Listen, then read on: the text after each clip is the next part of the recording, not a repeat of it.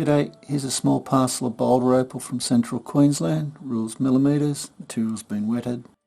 The white that you can see there is the reflection of the lights.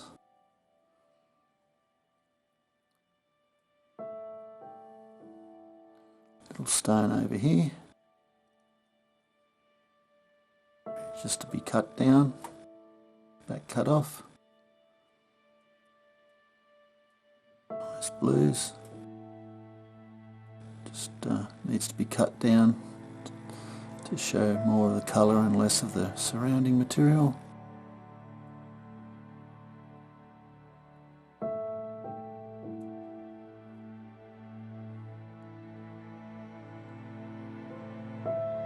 Purple bar here and then a different sort of colour over there.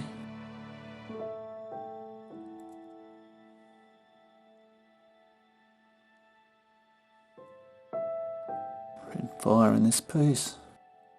It's only thin of opal, so it's going to need some careful polishing, and it's undulating.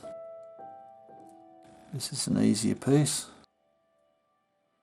Nice pattern, it's like a flower bud.